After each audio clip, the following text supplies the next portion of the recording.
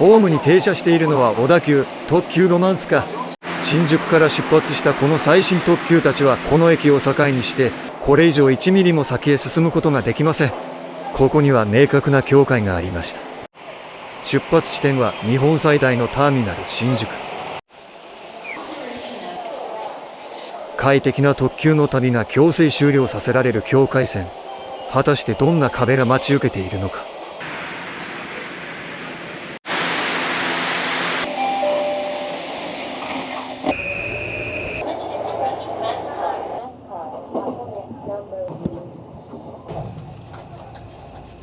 はい、ということで新宿から約1時間ほど小田原駅に到着しました。小田急の終点は小田原駅なんですが、ロマンスカーはこのまま箱根登山線に乗り入れします。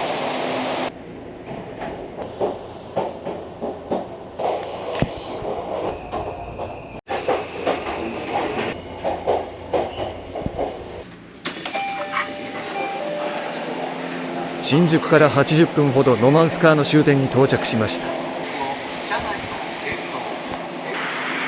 ここは箱根湯本駅。そしてこの小田急の看板特急たちは箱根湯本駅を境にしてこれ以上1ミリも先へ進むことができません。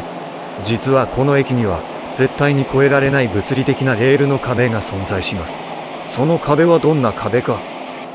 ロマンスカーが止まるホームは1番線です。そして、1番線はこのように車止めでレールが止まっています。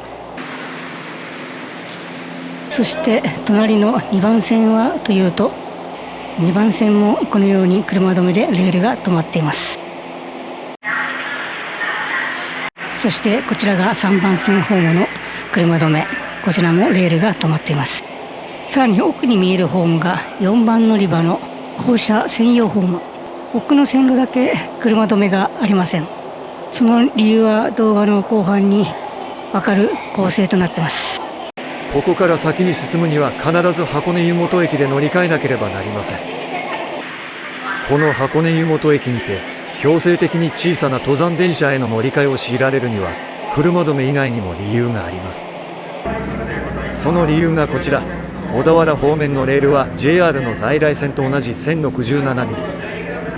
この先の箱根登山鉄道はなんと新幹線と同じ1435ミリの標準機を採用しています。実はこの駅を境にレールの幅が異なっている。つまり箱根湯本駅を境にしてレールの幅そのものが変わってしまうため、車輪の幅が合わない小田急の車両はどうあがいても山へ登ることはできないのです。ここで一つの疑問が浮かびます。直通させるために最初から小田急と箱根登山鉄道でレールの幅を合わせておけばよかったのではと。レール幅を統一できなかった理由、それは箱根の過酷すぎる地形にあります。ということで箱根湯本の駅から少し山岳ルートを体験してみたいと思います。箱根湯本から先は世界的にも類を見ない過酷な山岳ルート。半径30メートルという急カーブと80パーミルの急勾配が遊園地のアトラクションのように続きます。箱根登山線には3つスイッチバックがあるんですが、最初はここです。向こうに見える橋が、あれが先ほど渡ってきた橋です。この地獄のような坂を登りきり、急カーブで車輪を踏ん張るためには車両の床下に巨大で超強力なモーターを積む必要がありました。しかし当時の技術では1067ミリという狭いレールの車輪の間にはその巨大なモーターが物理的に収まりきらなかったのです。そのため箱根登山鉄道は大きなモーターを積むスペースを確保するためにやむを得ず1435ミリの広いレールを採用しました。小田急の車両たちはこの箱根の地形が生んだ規格の違いという絶対的な壁の前に乗り入れを断念していたのです。箱根湯本駅から終点の強羅駅まで9キロの距離で標高差約450メートルも登ります。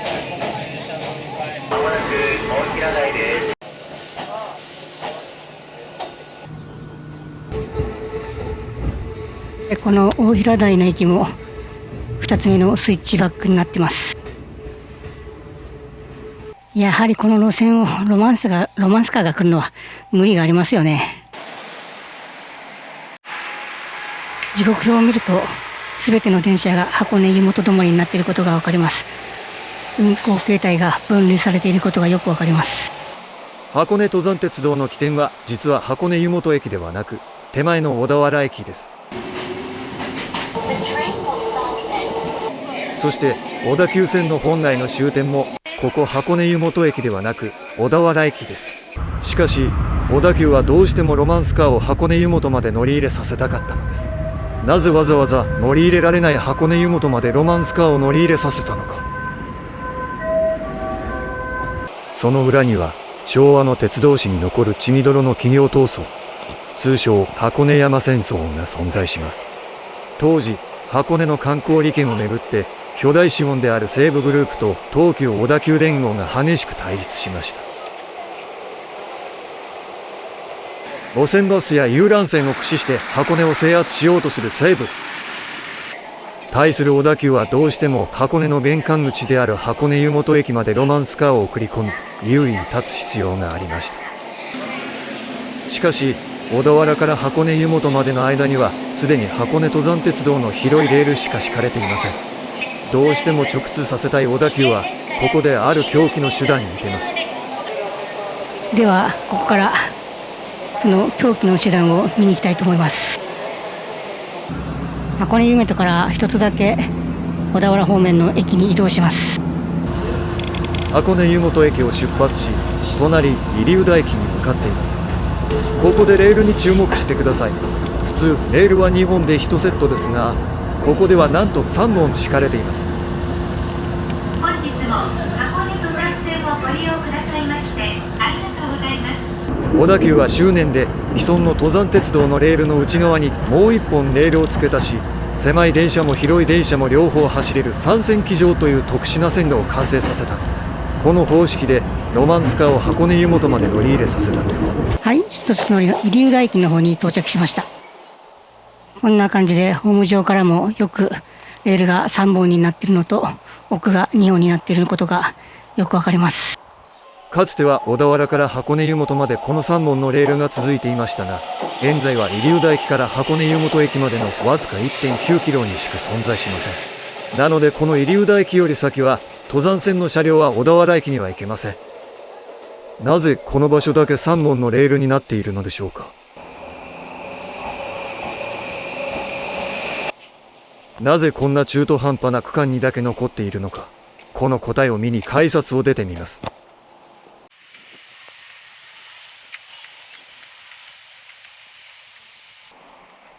この3本になっている答えがこの先にあるんですが、あれですね。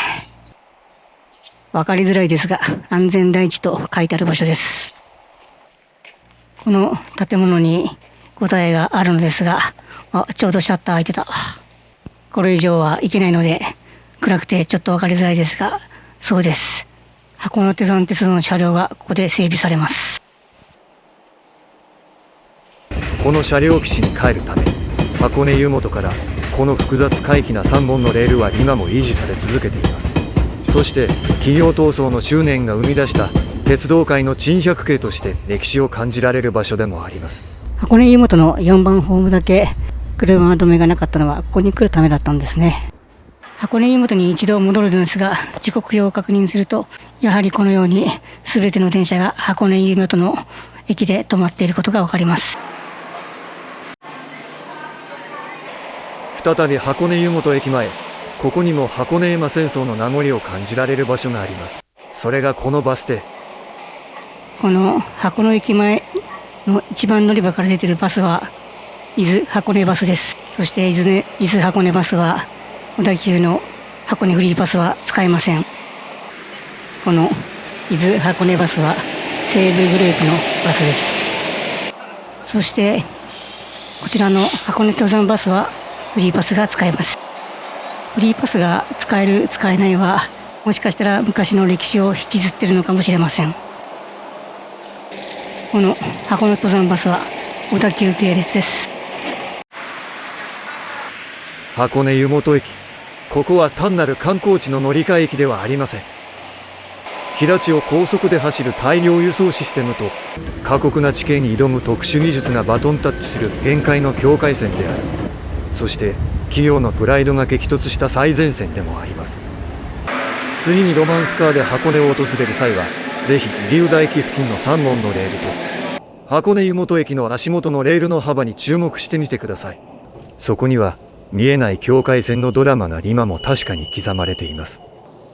もし他にこうした交通の境界線や分断された場所を知っていたら、ぜひ教えてください。